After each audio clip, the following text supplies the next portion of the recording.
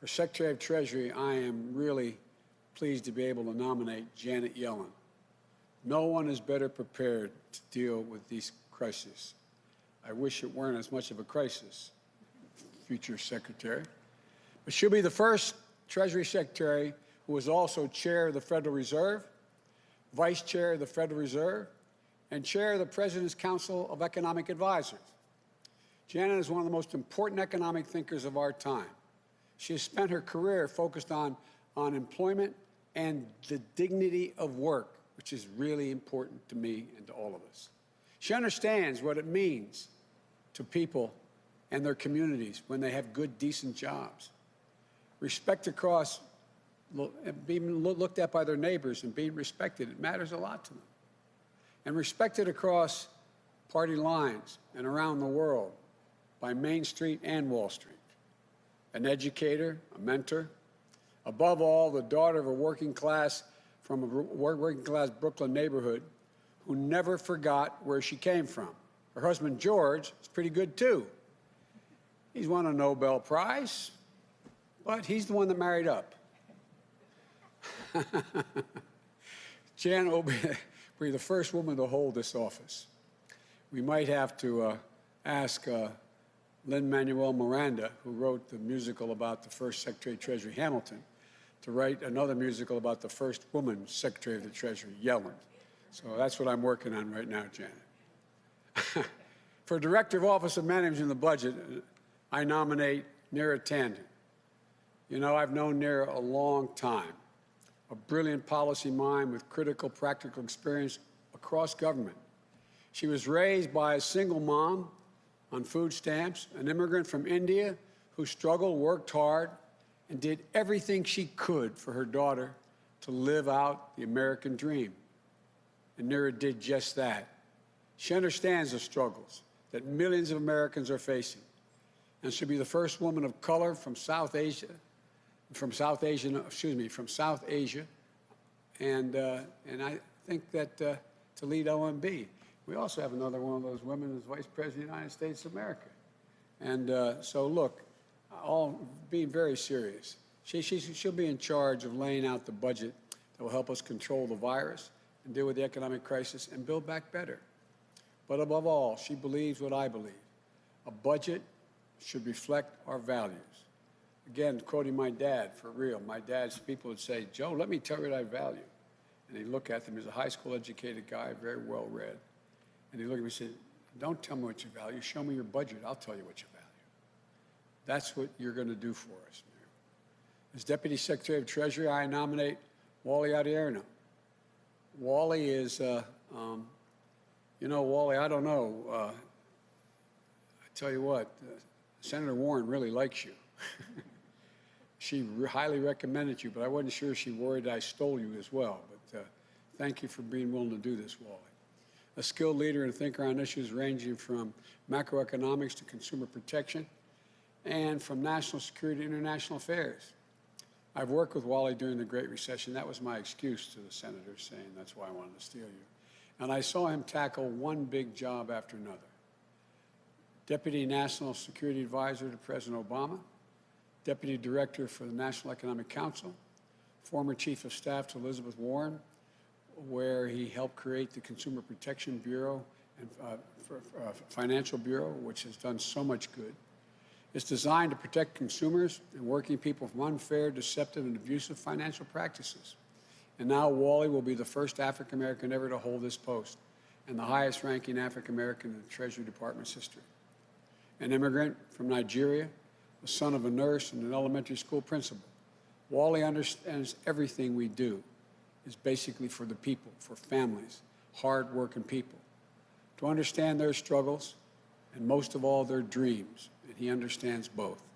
And I want to thank you, Wally, for being willing to do this. For chairperson of the Council of Economic Advisors, I nominate, notwithstanding she was a very distinguished professor at Princeton.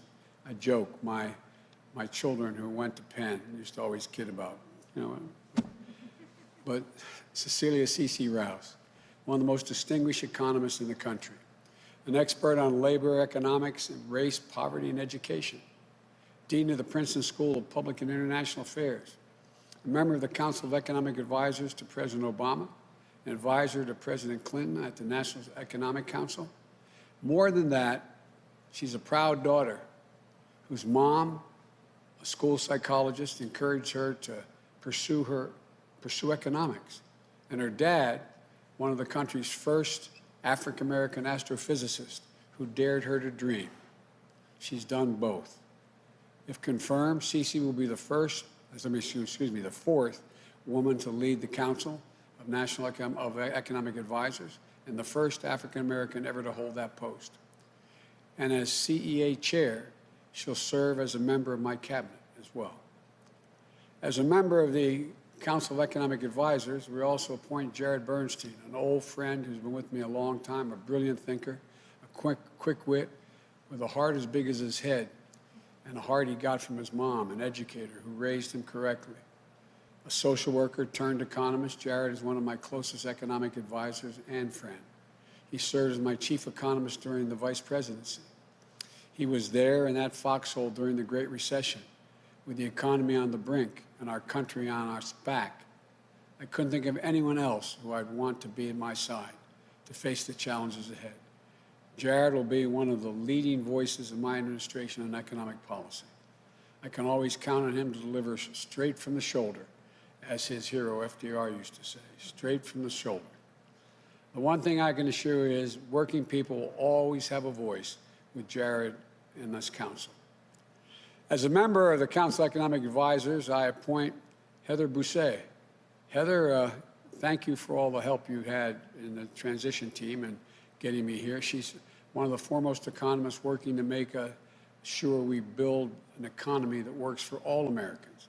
The daughter of a union family, it's no wonder she believes so deeply in the idea that leave no one out, leave no one behind in this economy.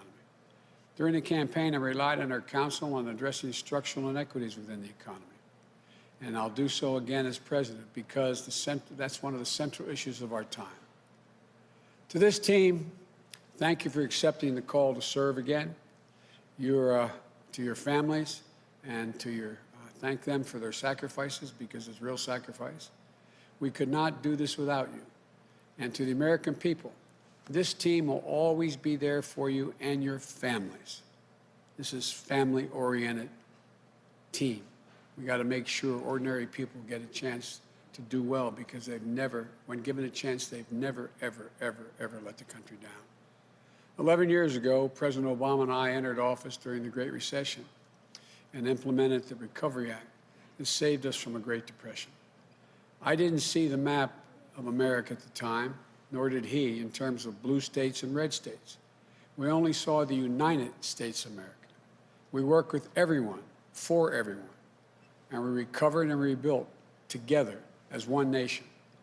Vice President Harris and I will do that all over again with an outstanding team. They're ready on day one. And to the United States Senate, I hope these outstanding nominees will receive a prompt hearing and that we will be able to work across the aisle in good faith and move forward as one country. So let's begin the work to heal, to unite, to rebuild an economy for all Americans. They deserve and expect nothing less. Thank you, and may God bless you, and may God protect our troops.